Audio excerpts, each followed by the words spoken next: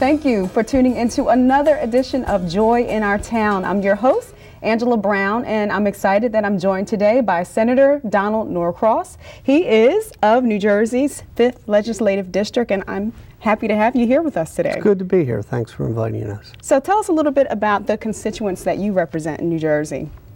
I represent the 5th Legislative District, which goes from Camden City down through the Pike towns along the river and into Gloucester County, down through Woodbury Heights, Deptford. And this is your first term as a senator, but you've been very, very busy. I've been very busy. This is my first term. I was elected to the Assembly a little over a year ago, and a vacancy occurred in the Senate seat when then Senator Dana Red became mayor of Camden City. I had the opportunity to then serve as senator. I ran last year again to finish that term up, and I'll be running again this year for a full term. And you serve on a number of committees. One of them is Veterans Affairs, which you're very passionate about. So I'm assuming a large number of your constituents, not just in your district, but really in the state of New Jersey, are veterans. Is that correct? Yeah, we're approaching probably close to 20%. And the veterans, there's the veterans who are more aged from the greatest generation, Second World War, the Vietnam veterans, and then unfortunately because of the conflicts around our world, we have the younger veterans coming home trying to reestablish themselves. Yeah, I would imagine that's an incredibly new dynamic where you have much younger veterans. I know when I think of a veteran, I think of a much older person, but that's not necessarily the case today, correct? Not at all, in fact, because of the conflicts in Iraq and over in Afghanistan, the amount of veterans coming back, because the way that we fought wars years ago were the full-time soldiers. Now it's more the citizen soldiers, the ones who are in the different guards who have been activated and go over, you know, just leave their jobs, their family, and go to defend our country. They're over there serving, and then they come back, and somehow they have to pick up right where they left off. And you know, whether it's their job, their family, employment, these are all issues that the vets face today, which is a little bit unique to this generation. Yeah, they absolutely are unique. And so what are some of the challenges that they face? My father is a former Marine who was active in the Vietnam War, so I've seen him go through some of the challenges personally, because they absolutely are unique to go to war and then have to come back and then just, you know, assume simple responsibilities that you and I take for granted. It's not necessarily easy for people to make that transition. So in what ways are you helping them to address their challenges? Well, I think there's a couple important things. First of all, we owe them a great deal of gratitude for doing what they do, taking their life, putting it on hold, and going and serving our country to make sure that we can continue our way of life. So many of those who serve in the different guards who've been activated literally stop what they're doing, their employment, their life, and go serve in our military. Well, that's gone. Their families have to continue. They still have to make life go on here. And when they come back, those challenges are there. Number one, they've just been in some of the worst environments that anybody could imagine, in a war zone. And somehow they come back here and they're going back into their jobs as whether they're construction worker, nurses, or otherwise, and somehow have to fit back in. So that transition is very, very difficult for folks. We in government try to make that transition as smooth as we can. There's a number of programs that we've introduced and been able to get passed and signed by the governor. One that just recently came through is called the Vet Peer Program. So that as those vets come home, one of the most difficult things is for them to ask for help. They're used to doing it themselves. They're rough, they're tumble, they can do it. They're soldiers. They're soldiers, and that's something to be commended. And then they come home and they're running into issues, whether it's an employment issue that they were not getting the same position when they left, or that there's some health issues, God forbid they were hurt or injured, and they have to make that transition back in and then ask somebody for help, because you know there's nothing that prepared them to come back into this environment after being over there. So this vet-to-vet program enables them to make a phone call, and they'll talk to somebody who's been where they are, who's made that very difficult transition, can help them and understand what they went through. Okay, and then talk to us about the Gold Star family license plates. What's that initiative about? This is a bill that was recently signed that I wish we never had to do. It is for those who, the ultimate price, gave their lives for our country.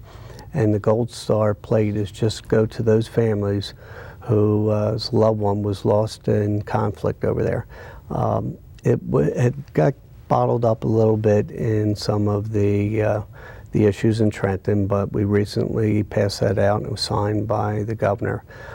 It's just a way to look at when you're driving down the road, you see that license plate, you understand that family has made that sacrifice. Their loved one was lost, and it's just a way of recognizing them. Yeah, a family has made the ultimate sacrifice. I love the way that you put that, because it's not just the soldiers. I mean, these are wives and husbands and children that are also being called into these wars. Absolutely. Oh, it's incredible. In fact, it's unfortunate we just lost 2 more soldiers here in New Jersey, one from Pittman in Gloucester County, just right before he was supposed to come home. Just tragic.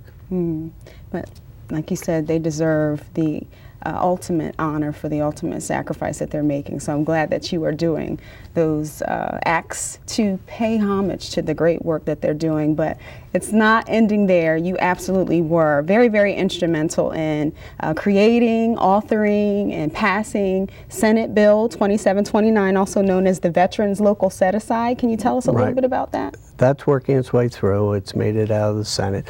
And what this bill does, it allows those veteran-owned businesses to have an opportunity for these set-asides. If a local government decides to do this, and we would think and would hope that every entity of government in New Jersey will take advantage of this, just says, you've made a sacrifice. You put your life on hold. You've defended our nation. You're now running a business back here in the States.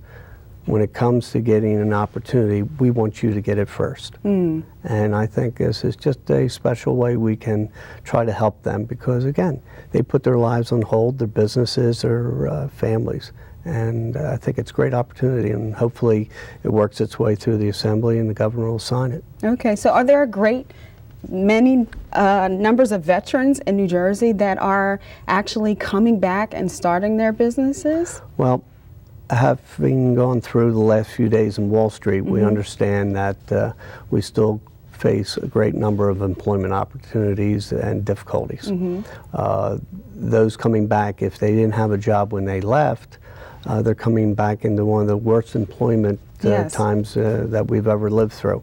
So what happens is they're trying to find opportunities, and if there's not a job there for them, some of them are taking the American dream, saying, I'm going to start my own business, I'm going to try to put this together, and we're helping them start that and encouraging them to go, be that entrepreneurial spirit and start the business. Yeah, which is remarkable. I mean, really, the mindset of a soldier to come back from war and then put your energies into establishing a business is not easy and commendable in and of itself. So I'm so grateful that you are beginning to strategize about ways that we can further support veterans. But the term set aside alone sometimes has some negative connotation. So what ways are you combating that negative connotation so people realize that they are not set aside for just business owners, but they really are supporting veterans? Well, that's the important part, is when you put a name and a face behind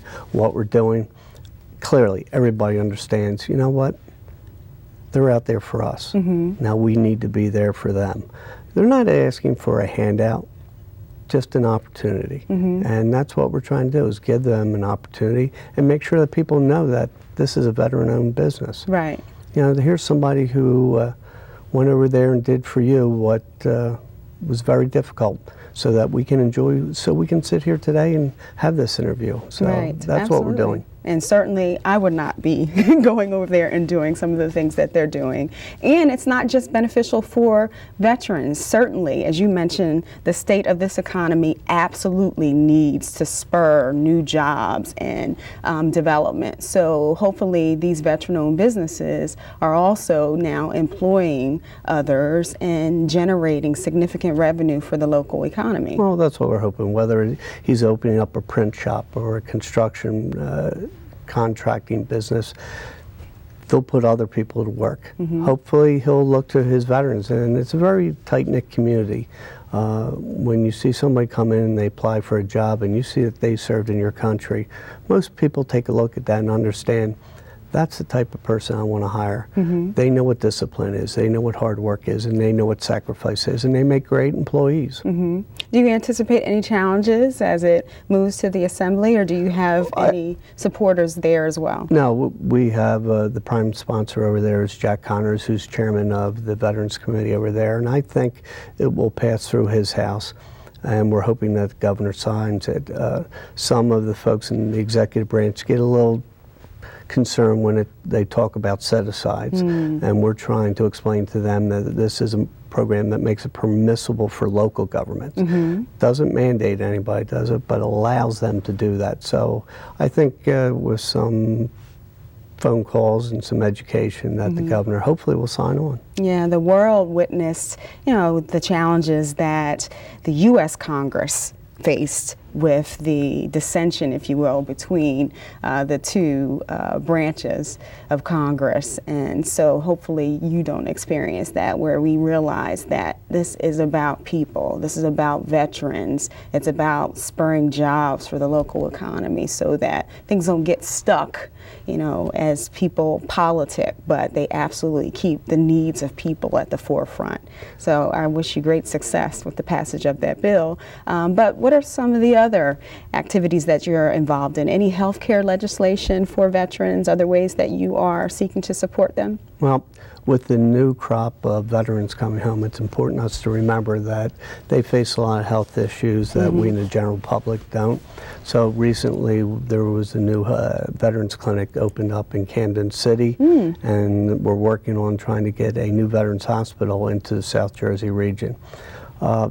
They deserve, and we owe it to them to make sure that they have the best health care available than when they need it. So we're working on those.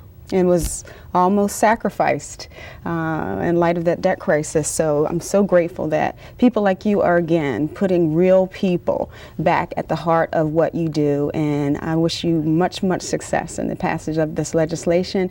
But how can viewers get more information in the event you need some support out there by? Well, first and foremost, anything we can do, we have a special section of our office set up just for veterans, where we try to coordinate whether it's federal, state, or county benefits. We deal with each of those, so they can reach us at our office at 856-547-4800, or they can find us on the web at NewJerseyLedge5.com. And anytime they need it, all they have to do is call us and we'll be there. I have a great staff who understands that it's about the customer, and they are our customer. We'll work hard to get them what they need. Thank you, and hopefully New Jersey will become a model in supporting the needs of veterans. Thank you so much for being with us today. Good to be here, thanks. And thank you for tuning into another edition of Joy in Our Town. As always, I'm your host, Angela Brown, encouraging you to make a difference. Bring a little joy to your town. Thanks for watching.